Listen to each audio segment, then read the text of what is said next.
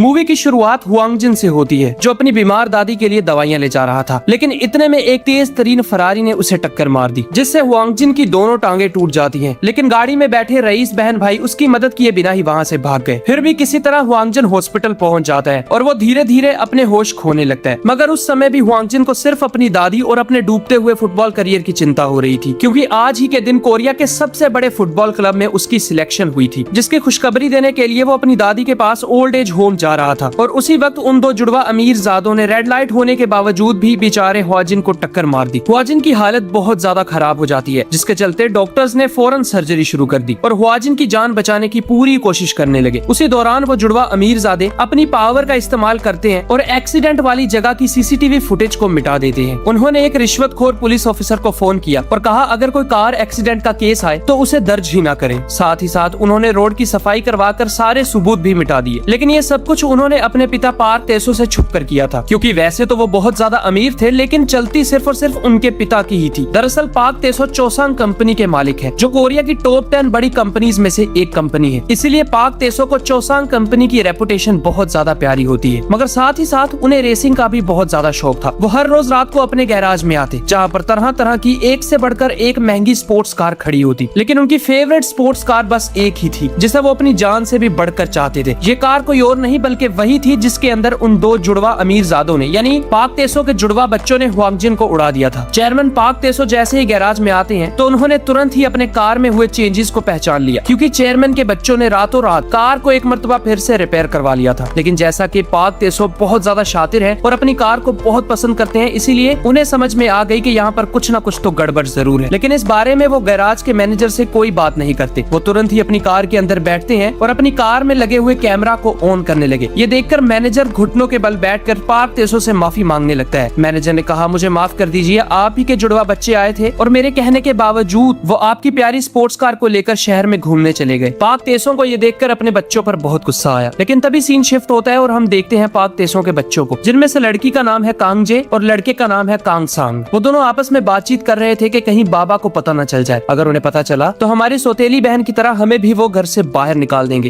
कांगजे कहती है फिक्र मत करो, हमने हर छोटे से लेकर हर बड़ा सबूत मिटा दिया, इसलिए डरने की कोई जरूरत नहीं। इधर हम देखते हैं हॉस्पिटल का सीन, जहाँ पर हुआंगजिन को फाइनली होश आ जाती है। हुआंगजिन तुरंत ही उठता है और अपने पैरों पर से जैसे ही कंबल हटाता है तो उसे अपनी टांगों की तरफ देखकर अपनी ही आंखों पर यकीन नहीं आ रहा था। तभी वहाँ पर डॉक्टर आते हैं और उन्होंने कहा हुआंगजिन तुम्हें टेंशन लेने की कोई जरूरत नहीं है, हमने कड़ी मेहनत करके तुम्हारी जान बचा ली और फिक्र मत करो, तुम 6 दिनों के अंदर चलने भी लगोगी। हुआंगजिन काफी दुखी हालत में डॉक्टर से पूछता है डॉक्टर बताइए क्या मैं दोबारा से खेल पाऊंगा या नहीं। डॉक्टर कहते हैं आई एम सॉरी, तुम अपने फुटबॉल करियर को भूल जाओ, लेकिन हमने बहुत मेहनत की है तुम पर। हुआंगजिन कहता है मेहनत, आप क्या जानो मेहनत क्या होती है। मैं पिछले 12 सालों से हर रोज सुबह 5 बजे से लेकर शाम 6 बजे तक लगातार मेहनत करता हूँ, ताकि एक दिन अच्छा सा फुटबॉलर बनूं और अपनी दादी को बेहतरीन दवाइयाँ और एक अच्छा लाइफस्टाइल दे पाऊँ। लेकिन आप इतनी आसानी से कह रहे हो कि अब से मैं फुटबॉल खेल नहीं सकता। मगर डॉक्टर भी इसमें कुछ नहीं कर सकते थे, इसलिए वो वहाँ से चले जाते हैं। अगले दिन हमने देखा चेयरमैन पार्क तेसो को, जो अपने सबसे करीबी असिस्टेंट मिस्टर ली पर बहुत ज्यादा भरोसा करते थे। चेयरमैन पार्क बहुत ज्यादा दुखी थे, क्योंकि उनके अपने ही खून ने जिंदगी के हर मोड़ पर उन्हें धोखा दिया है। चेयरमैन पार्क कहते हैं मिस्टर ली, काश के तुम मेरे बेटे होते और मैं ये पूरी कंपनी तुम्हें सौंप देता, क्योंकि अब मैं बूढ़ा हो रहा हूँ और जल्द ही मुझे चेयरमैन के ओहदे से रिजाइन देना होगा और नए चेयरमैन को चुनकर अपनी रिटायरमेंट की जिंदगी को आराम से जीना होगा। लेकिन मुझे नहीं लगता कि कोई चेयरमैन के ओहदे के काबिल है, और चोसांग की तरह हर एक कंपनी का रूल होता है कि बाहर वाला कभी भी चेयरमैन नहीं बन सकता। फिर चेयरमैन पार्क मिस्टर ली को एक खुफिया कमरे में ले जाती है, जिस कमरे के अंदर अरबों रुपए कैश, करोड़ों का सोना और कंपनी के बहुत ज्यादा इंपॉर्टेंट पेपर्स थे। चेयरमैन पार्क ने कहा मिस्टर ली, इस खुफिया कमरे के बारे में तुम्हारे अलावा और कोई नहीं जानता। जब तक मुझे किसी पर भरोसा नहीं हो जाता और मैं अपना नया चेयरमैन नहीं चुन लेता, तब तक तुम भी इस राज को राज ही रखना। यहाँ सीन एक मर्तबा फिर से शिफ्ट होता है हुआंगजिन पर, जिसने हॉस्पिटल के अंदर उधम मचाया हुआ था, क्योंकि उसका ब्रेन इस चीज को बर्दाश्त नहीं कर पाता कि अब के बाद वो कभी भी फुटबॉल नहीं खेल पाएगा। और तो और हॉस्पिटल में सर्जरी का और उसकी मेडिकेशन का बिल भी बहुत ज्यादा आ रखा था, जिसके कारण हुआजिन को बहुत ज्यादा पैसों की भी जरूरत होती है। इसी तरह करते हुए 5 दिन बीत जाते हैं और इन 5 दिनों के अंदर हुआजिन ने अपनी दादी से एक मर्तबा भी बात नहीं की थी। वो जैसे ही चलने के काबिल होता है तो हुआजिन तुरंत ही पास के पुलिस स्टेशन में चला जाता है। हुआजिन ने कहा आज से 7 दिन पहले एक गाड़ी ने मुझे टक्कर मार दी थी, जिस वजह से मेरा करियर पूरी तरह से खत्म हो गया। मैं चाहता हूँ कि गाड़ी के मालिक को पकड़कर उसे कड़ी से कड़ी सजा दी जाए और तो और साथ में हर्जाने के पैसे भी। लेकिन जैसे कि वो पुलिस वाले बिक चुके थे तो वो हुआंगजिन को कहते हैं नहीं, हमारे डेटाबेस में ऐसी कोई रिपोर्ट या ऐसा कोई भी एक्सीडेंट दर्ज नहीं हुआ, ना तो वहाँ पर सीसीटीवी में कुछ दर्ज हुआ है और ना ही कोई गवाह है, इसलिए हम बिना सबूत के कोई भी एफआईआर दर्ज नहीं कर सकते। ये सुनकर हुआंग जिन तो मानो हक्का बक्का रह जाता है। उसके साथ पिछले हफ्ते से बद से बदतर ही होता जा रहा था। अगले ही दिन हुआ जिन को फुटबॉल क्लब से कॉल आती है। उन्होंने कहा हम तुम्हें निकाल रहे हैं क्योंकि अब तुम फुटबॉल नहीं खेल सकते। हुआ जिन तुरंत ही फुटबॉल क्लब के अंदर जाते हैं। वो उनके सामने रोया, गिड़गिड़ाया, लेकिन उन्होंने कहा बताओ, एक ऐसा प्लेयर जो खेल ही नहीं सकता, हम उसे पैसे देकर क्या करेंगे? इसलिए हमने तुम्हारे साथ जो भी कॉन्ट्रैक्ट साइन किए थे हम उन्हें वापस ले रहे हैं। अपने आप को इतनी ज्यादा बुरी सिचुएशन में पाकर हुआ जिन दर्द से चूर चूर हो जाता है। इसलिए वो तुरंत ही जहाँ पर उसका एक्सीडेंट हुआ था उस सिग्नल पर जाकर कैमरा की ओर देखने लगा, लेकिन तभी उसके पाँव में दर्द होने लगता है और वो नीचे गिर गया। बेचारे हुआंग जिन के साथ एक भी चीज अच्छी नहीं हो रही थी, लेकिन यहीं से हुआंग जिन के अच्छे दिन शुरू होने वाले थे। जब हुआंग जिन को अपनी आंटी का फोन आया, जो हुआंग जिन को कहती है जिस रात तुम्हारे एक्सीडेंट हुआ था उस टाइम तुम मेरे साथ ही वीडियो कॉल पर थे और खुशकिस्मती से मैंने उस कॉल की रिकॉर्डिंग कर ली थी। मुझे पता है कि वो गाड़ी कौन सी थी जिसने उस रात तुम्हें टक्कर मारी, इसलिए मैं वो रिकॉर्डिंग तुम्हें भेज रही हूँ। बिना वक्त जाया किए ये सबूत पुलिस वालों के पास ले जाओ और देखना तुम्हें इंसाफ मिलने से कोई भी नहीं रोक पाएगा। ये सुनते ही हुआ जिन एकदम शॉक्ड हो जाता है, मगर इस मर्तबा वो पुलिस स्टेशन नहीं जाता। इस बार वो एक पब्लिक कैफे के अंदर जाकर उस फुटेज को अपने फोन के अंदर रिकॉर्ड कर लेते हैं। हुआ जिन ने इंटरनेट पर गाड़ी का नंबर सर्च किया तो वो किसी और की नहीं बल्कि चेयरमैन पार्क की ही गाड़ी निकलती है। बस इतना ही था कि हुआ जिन को चेयरमैन पार्क पर बहुत ज्यादा गुस्सा आने लगा, जिसके चलते वो नकली डिलीवरी बॉय बनकर चोसांग कंपनी के अंदर चला जाता है। उसने कहा ये पैकेज सीधा चेयरमैन पार्क को दे देना और कहना इसके अंदर इमरजेंसी डॉक्यूमेंट्स है। कुछ ही मिनट्स में वो पार्सल चेयरमैन पार्क तक पहुंच जाता है। चेयरमैन ने जैसे ही उस पार्सल को खोला तो उसमें वही फोटोज थी जिनमें उसी की कार ने हुआ जिन को टक्कर मारी हुई थी। ये देखकर चेयरमैन बहुत हैरान हो जाते हैं और फौरन ही उन्होंने हुआ जिन को अपने ऑफिस में बुला लिया। चेयरमैन ने कहा आज के समय में कोई भी एआई से नकली फोटोज बना लेगा, जिसके कारण हुआ जिन ने चेयरमैन को वही टक्कर वाली वीडियो दिखा दी, जिसे देखकर फाइनली चेयरमैन को यकीन हो जाता है कि हुआ जिन झूठ नहीं बोल रहा। चेयरमैन को फौरन ही याद आ गया कि बेचारे हुआ जिन को कांग सांग और कांग जे ने ही टक्कर मारी होगी, लेकिन ये बात चेयरमैन पार्क को गैराज के मैनेजर ने नहीं बताई थी। इसलिए हुआंग जिन कहता है बताइए आप मेरे करियर को तबाह करने की भरपाई किस तरह करोगे, लेकिन चेयरमैन पार्क कोई जवाब नहीं देते। इसलिए हुआंग जिन और भी ज्यादा भड़क गया और वो कहता है अगर आपको गाड़ी चलानी नहीं आती तो चुपचाप अपने घर में बैठो, शहर के अंदर यहाँ वहाँ गधों की तरह घूमते मत फिरो। ये सुनकर चेयरमैन पार्क जरा सा गुस्सा हो गए। वो तुरंत ही अपने टेबल पर जाकर बैठते हैं और अपने ड्रॉर में से एक ब्लैंक चेक बाहर निकालते हैं। चेयरमैन ने कहा ये मेरा साइन किया हुआ चेक है, तुम इस पर जितनी भी रकम भरोगे मैं तुम्हें देने के लिए तैयार हूँ। हुआंग जिन ने कहा मुझे पता था तुम इस मैटर को पैसों से सोल्व करने की कोशिश करोगे, इसके अलावा तुम्हारी औकात भी क्या है। लेकिन इसके जवाब में चेयरमैन पार्क ने कहा देखो बेटा, अगर तुम वैसे किसी तरह एक्सीडेंट में आ जाते और इसी तरह तुम्हारा करियर खत्म हो जाता तो बात तो फिर भी सेम ही थी, क्योंकि कोई भी फुटबॉल क्लब तुम्हें साइन नहीं करता। लेकिन मैं तुम्हें एक मौका दे रहा हूँ, तुम यहाँ जितने चाहे उतने पैसे लिख सकते हो और अपनी बची हुई जिंदगी ऐशो आराम से जियो। लेकिन याद रहे तुम्हारे पास सिर्फ और सिर्फ 3 घंटे हैं। जैसे ही 3 घंटे खत्म हो जाएंगे तुम दोबारा से मेरे ऑफिस में आओगे और तुमने जितनी रकम इस चेक पर लिखी होगी मैं तुरंत ही वो रकम तुम्हें दे दूंगा। इसलिए हुआंग जिन वहाँ से चला जाता है। जब वो नीचे बैठकर इंतजार कर रहा था तभी उसे अपनी दादी का वीडियो कॉल आया। वो हुआंग जिन से कहती है मुझे पता था कि तुम एक ना एक दिन बहुत बड़े फुटबॉल प्लेयर बनोगे,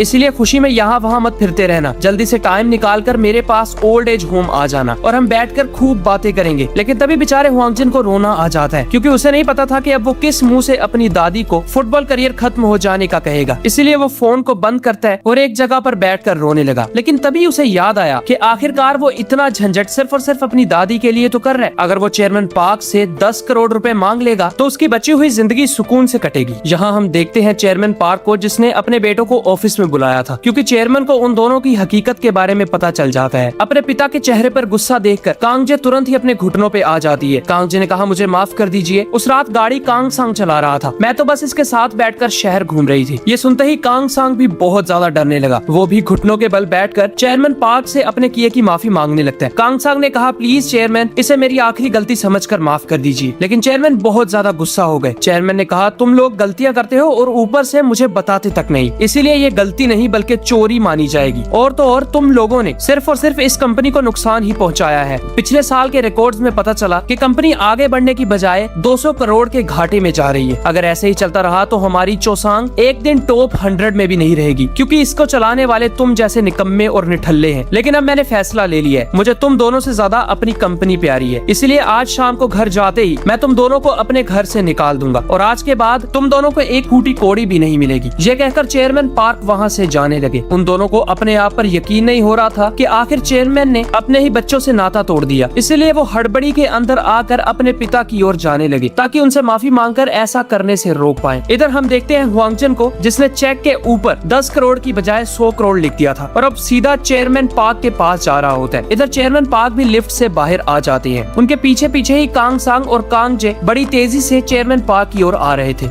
अफरा तफरी के दौरान कांग सांग का बैलेंस बिगड़ा और वो चेयरमैन पार्क के अंदर जा बचता है। चेयरमैन पार्क काफी तेजी से सीढ़ियों से नीचे गिरने लगते हैं और गिरते गिरते उनकी टक्कर हुआंगजन से हो जाती है और दोनों पलक झपकते ही बेहोश हो गए। फिर हम देखते हैं हुआंगजन को, जिसने अपने आप को हॉस्पिटल के बिस्तर पर पाया। वो यहाँ वहाँ देखता है, लेकिन जब उसने अपने आप को शीशे में देखा तो वो अपने ही चेहरे को देखकर डर जाता है। उसने कहा, ये तो मैं हूँ ही नहीं, ये तो मैं वही लड़का बन गया हूँ जिस लड़के को मेरे बच्चों ने कार से टक्कर मार दी थी। हुआंगजन ने डॉक्टर से पूछा, बताओ तुम्हें मैं क्या नजर आ रहा हूँ? डॉक्टर कहते हैं, तुम्हारा नाम हुआंगजन है और प्लीज बेड पर लेट जाओ, हमें तुम्हारे और भी चेकअप्स करने होंगे। हुआंगजन कहता है, तमीज से बुलाओ, मेरा नाम पार्क तेसो है और मैं चोसांग कंपनी का चेयरमैन हूँ। मुझे कभी भी किसी ने इतनी बदतमीजी से नहीं बुलाया। यहाँ हम देखते हैं चेयरमैन पार्क तेसो को, जो हॉस्पिटल के अंदर लेटे होते हैं। उन्हें अभी तक होश नहीं आई थी और डॉक्टर ने चेयरमैन पार्क तेसो की दूसरी पत्नी को कहा, इनकी हालत बहुत ज्यादा नाजुक है, हो सकता है इन्हें आज ही होश आ जाए और हो सकता है इन्हें पूरा साल होश ना आए, इसलिए आपको हर लिहाज से तैयार रहना होगा। तभी वहाँ पर मिस्टर ली आ जाते हैं, जो चेयरमैन पार्क तेसो की दूसरी पत्नी चोसुन को कहते हैं, आपको चिंता करने की कोई जरूरत नहीं है, हम चेयरमैन का इलाज दुनिया के सबसे बेस्ट डॉक्टर से करवाएंगे। इधर हम देखते हैं हुआजिन को, जो असलियत में चेयरमैन पार्क थे। यानी जब उन दोनों की टक्कर हुई तो हुआजिन का दिमाग चेयरमैन पार्क की बॉडी में चला गया और चेयरमैन पार्क का दिमाग हुआजिन की बॉडी में। हुआजिन यानी चेयरमैन पार्क उसी कमरे के बाहर थे जहाँ पर उनकी रियल बॉडी पड़ी हुई थी। तभी वहाँ पर मिस्टर ली आ जाते हैं, लेकिन इतने में ही चेयरमैन ने अपनी बॉडी की ओर भागना शुरू कर दिया। अब असलियत में वो थे तो हुआंगजन की बॉडी में, जो बहुत ज्यादा मजबूत थी, इसलिए वो लोगों को धक्का देकर अपनी असली बॉडी के पास पहुँच जाते हैं। लेकिन वहाँ जाते ही अचानक से हुआजिन यानी चेयरमैन पार्क के शरीर में और दिमाग में बहुत तेज दर्द होने लगता है, जिससे हुआजिन यानी चेयरमैन पार्क वहीं पर नीचे गिर गए और अब से हम हुआजिन को चेयरमैन पार्क ही कहेंगे। इतने में ही वहाँ पर सिक्योरिटी वाले आ गए और उन्होंने चेयरमैन पार्क को उठाकर वहाँ से बाहर फेंक दिया। जब वो सीढ़ियों में खड़े होते हैं तभी वहाँ पर उनकी अपनी ही बेटी, जिसका नाम है गुयंग, वो न्यूयॉर्क से आ जाती है। चेयरमैन उसे देखकर बहुत ज्यादा हैरान हुए। चेयरमैन ने कहा, आखिर तुम न्यूयॉर्क से यहाँ पर क्या कर रही हो? तुम्हें तो मैंने घर से निकाल दिया था और अमेरिका भेज दिया था, लेकिन तुम मेरी इजाजत के बिना यहाँ कैसे आई? तभी चेयरमैन ने गुयंग का कार्ड देखा, जहाँ पर गुयंग ने अपना एक फेक नाम बनाकर चोसंग के अंदर एंट्री ले ली थी, यानी वो चोसंग के अंदर ही जॉब करती है। चेयरमैन की बातें सुनकर गुयंग को बहुत ज्यादा गुस्सा आता है, इसीलिए उसने चेयरमैन को दीवार के साथ लगा दिया और काफी दर्द देने के बाद वो चेयरमैन को छोड़ देती है। गुयंग ने कहा, मुझे नहीं पता कि तुम्हें मेरा असली नाम किस तरह पता है और तुम्हें ये कैसे पता कि मैं न्यूयॉर्क में थी, लेकिन अगर तुमने किसी को भी बताया तो मैं तुम्हें जिंदा नहीं छोड़ूंगी। तभी वहाँ पर कांग जे और कांग सांग आ जाते हैं, जिस वजह से गुयंग तुरंत ही वहाँ से भाग गई। कांग सांग कहता है, हमें तुमसे एक बहुत इंपॉर्टेंट बात करनी है। तभी सीन शिफ्ट होता है और हम देखते हैं गुयंग और उसकी माँ चूसुन को,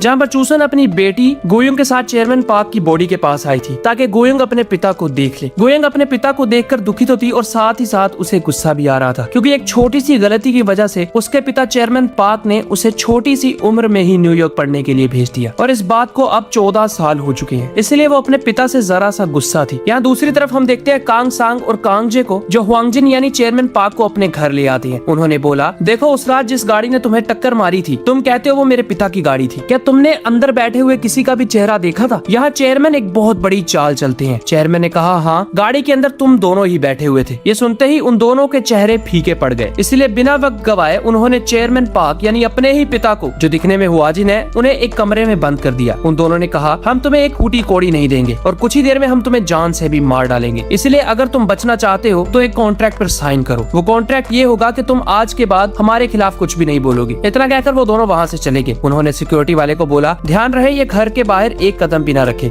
इतना कहकर वो वापस अपनी कंपनी में आ गए। जब रात हुई तो हमने देखा चेयरमैन पार्क को, जो चुपचाप अपने घर से चोरी छुपे निकल जाते हैं, क्योंकि आखिरकार ये घर उन्होंने ही बनाया था, तो हर छोटी से बड़ी डिटेल के बारे में उन्हें अच्छी तरह पता होता है। वो पीछे के दरवाजे से सबसे छुपते छुपाते हुए घर से बाहर आ जाते हैं और सीधा एक टैक्सी लेकर चोसंग कंपनी के बाहर आ गए, जहाँ पर वो एक और बहुत बड़ी चाल चलते हैं। उन्होंने सभी प्रेस वालों को चोसंग कंपनी के अंदर आने का कहा और मीडिया के सामने आकर उसे टक्कर किसने मारी थी इसके बारे में बताने लगे। लेकिन चेयरमैन पार्क यहाँ भी एक बहुत बड़ा दाव खेलते हैं। उन्होंने मीडिया के सामने बताया, मुझे टक्कर मारने वाला कोई और नहीं बल्कि चेयरमैन पार्क तेसो ही था, उनके बेटों का इसमें कोई हाथ नहीं है और आज शाम तक वो वीडियो भी अपलोड हो जाएगी। ये सुनकर वहाँ पर मौजूद कांग सांग, कांग जे, मिस्टर ली और गुयंग हक्के बक्के रह गए। मिस्टर ली को पता था कि चेयरमैन ऐसा काम कभी कभी भी नहीं कर सकते। लेकिन उन दो जुड़वा बहन भाइयों को ये नहीं पता था कि आखिर हुआजिन यानी चेयरमैन पार्क उन दोनों को बचाने की कोशिश क्यों कर रहे हैं। इतना कहकर तुरंत ही चेयरमैन पार्क कंपनी से बाहर आ गए और वो अपने कार्ड को देखते हुए ठीक वहीं पर आ जाते हैं जहाँ पर हुआजिन रहा करता था। बड़ी मुश्किल से उन्हें हुआजिन का अपार्टमेंट मिलता है, लेकिन जैसे ही वो अंदर गए तो वहाँ पर उन्हें बहुत बुरी बदबू आने लगती है। साथ ही साथ उन्होंने देखा कि हुआजिन ने अपनी सभी दीवारों पर सिर्फ और सिर्फ फुटबॉल के ही पोस्टर्स लगा रखे थे और तो और एक पोस्टर में हुआजिन अपनी दादी के साथ भी खड़ा होता है। लेकिन तभी चेयरमैन की नजर वहाँ पर एक कॉकरोच पर पड़ती है, जिससे डरकर वो तुरंत ही अपार्टमेंट से बाहर आ जाते हैं। डर के मारे वो इतना तेज भागे कि उन्हें पता ही नहीं चला कि वो भागते भागते कितनी दूर आ गए हैं। उसी दौरान उन्हें एक चीज की रियलाइजेशन और होती है, वो ये कि जब वो अपने रियल वाले शरीर में थे तो भागना तो दूर, वो ठीक से चल भी नहीं सकते थे। इसलिए अब वो अपने आप को एक जवान शरीर में पाकर बहुत ज्यादा खुश होते हैं। तभी हमने देखा एक डॉक्टर को जो चेयरमैन पार्क तेसो की बॉडी के पास आए थे। वहाँ पर पहले से चूसो मौजूद थी, जिसे देखकर डॉक्टर ने अपने पीछे एक खास तरह की दवा को छुपा लिया। दरअसल ये डॉक्टर और कोई नहीं बल्कि कांग जे के ही हस्बैंड है। चूसो ने कहा, डॉक्टर प्लीज इन्हें बचा लो।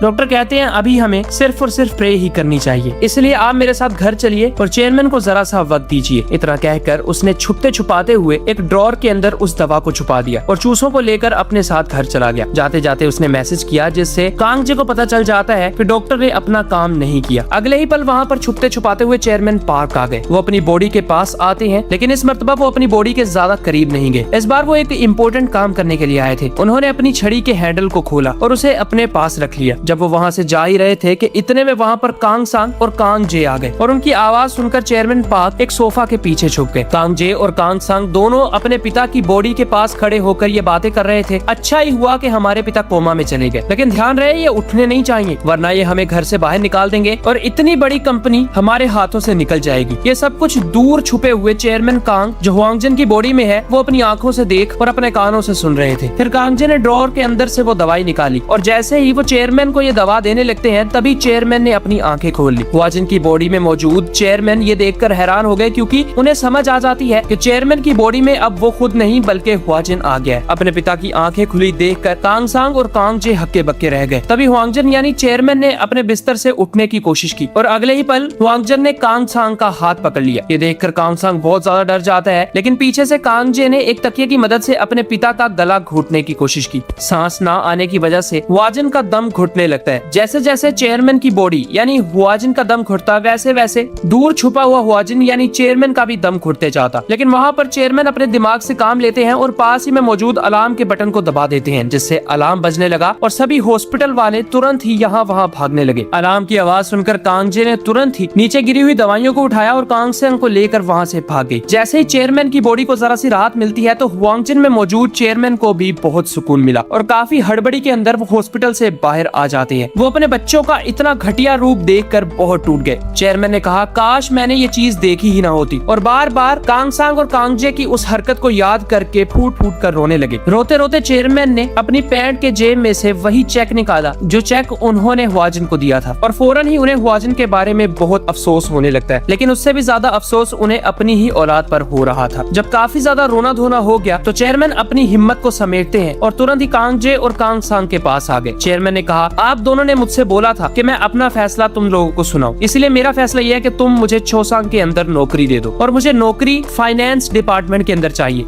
यानी जहाँ पर पूरे चोसांग ने कितना पैसा कमाया और कितना गवाया वहाँ हिसाब किताब होता है। और अगर तुम ऐसा नहीं कर सकते तो मैं तुम्हारी असलियत मीडिया के सामने ला दूंगा। इसलिए डर के मारे कांग सांग और कांग जे हुआंगजिन यानी चेयरमैन पार्क को नौकरी दे देते हैं। फिर सीन शिफ्ट हुआ और हम देखते हैं चेयरमैन पार्क यानी हुआंगजिन को, जिसके पास मिस्टर ली आते हैं। मिस्टर ली ने कहा, मैं चेयरमैन को अच्छी तरह से जानता हूँ, चेयरमैन कभी भी किसी के साथ इतना ज्यादा बुरा नहीं कर सकते। अगर उनसे गलती हुई भी थी, जो मुझे लगता है नहीं हुई, तो वो उसे सुधारने के लिए वहीं पर रहते, कायरों की तरह भागते नहीं। हुआंगजिन यानी चेयरमैन मिस्टर ली की बात सुनकर बहुत ज्यादा दुखी हो जाते हैं। फाइनली उन्हें कोई एक इंसान ऐसा मिला जो अभी भी उन पर विश्वास करता है। लेकिन हुआंगजिन यानी चेयरमैन मिस्टर ली को जरा सा भी शक नहीं होने देते कि ये और कोई नहीं बल्कि चेयरमैन ही है, और मिस्टर ली को भी बुरा भला कहकर वहाँ से चले जाते हैं। यहाँ चेयरमैन का आज नौकरी पर पहला दिन था और काफी कड़ी मेहनत के बाद रात हो जाती है। जैसे ही रात हुई तो सबसे छुपते छुपाते हुए चेयरमैन अपने ऑफिस में आ गए। जहाँ आते ही उन्होंने देखा कि ऑफिस में अब उनकी एक भी पिक्चर नहीं है। कांग जे और कांग सांग ने सभी पिक्चर्स को हटवाकर चेयरमैन का रूम खाली कर दिया था, लेकिन चेयरमैन उसी खुफिया रूम के अंदर आए जो उनकी स्टिक के हैंडल से खुलता था और अंदर जाते ही उन्होंने कुछ पैसे, कुछ सोना और 7 स्टार होटल का एंट्री पास ले लिया और उन सब चीजों को लेकर होटल में रहने चले जाते हैं। अब जैसे कि वो होटल 7 स्टार था, इसलिए वहाँ पर जरूरत की सारी चीजें मौजूद थी। सुबह होने पर रूम सर्विस वाले चेयरमैन के लिए नए सूट, नई घड़ी, नए मोबाइल और कुछ जरूरत की चीजें लाकर देते हैं। फिर वो रेडी होकर अपनी ही कंपनी चोसांग के अंदर जॉब करने के लिए पहुंच गए। वहां जाते ही उन्होंने देखा कि फाइनेंस डिपार्टमेंट के अंदर उनकी खुद की ही बेटी गोयंग भी जॉब करती है, जिसे भनक तक नहीं थी कि हुआजिन की बॉडी में और कोई नहीं बल्कि चेयरमैन खुद ही है। जब गोयंग ने हुआजिन को तू कह के बुलाया तो चेयरमैन बहुत भड़क गए। चेयरमैन ने कहा, तुम्हें अपने सीनियर को बुलाने की तमीज नहीं है क्या? इसलिए वहाँ पर मौजूद सभी लोग उन दोनों की तरफ देखने लगते हैं। गोयंग को अपनी बेइज्जती बर्दाश्त नहीं हुई तो वो चुपचाप वहाँ से चली गई और इसी तरह 2-3 दिन बीत गए। एक दिन जब सारे बड़े बड़े ऑफिसर्स और बड़ी बड़ी पोस्ट वाले एक जगह पर मीटिंग कर रहे थे, तभी वहाँ पर और कोई नहीं बल्कि गोयंग और हुआजिन यानी मिस्टर चेयरमैन आ जाते हैं। चेयरमैन ने कहा, आप सब लोगों को एक आखिरी पेशकश देना चाहता हूँ। और चेयरमैन ने 3 बड़ी कंपनीज का नाम लिया। चेयरमैन ने कहा, इन 3 कंपनीज को हम अपनी कंपनी से अलग कर देंगे तो हमारी कंपनी को 300 करोड़ का मुनाफा होगा। अगर ऐसा नहीं करते तो हम लगातार घाटे में ही जाएंगे। चेयरमैन की बात सुनते ही कांग सांग के तो मानो होश ही उड़ गए, क्योंकि ये वही 3 कंपनीज थी जो किसी और की नहीं बल्कि कांग सांग की होती है। लेकिन इस बात के बारे में सिर्फ चेयरमैन को ही पता था। कांग सांग को लगता था कि इन 3 कंपनीज का मालिक कांग सांग है। इस बात के बारे में चेयरमैन को भी नहीं पता। इसलिए कांग सांग हुआजिन पर भड़क जाता है और उसे शक होने लगा कि शायद हुआजिन को हमारे सीक्रेट्स पता है और उसे पता है कि इन 3 कंपनीज में से जो घोटाला होता है वो सारे के सारा मेरी जेब में जाता है, जिसके चलते वो इन 3 कंपनी से नाता तोड़ने को बोल रहा है। और इसी तगड़े सस्पेंस के साथ ये पार्ट यही खत्म हो गया। पार्ट 2 की एक्सप्लेनेशन अगर चाहिए तो कमेंट्स के अंदर पार्ट 2 लिख देना। Thank you so much.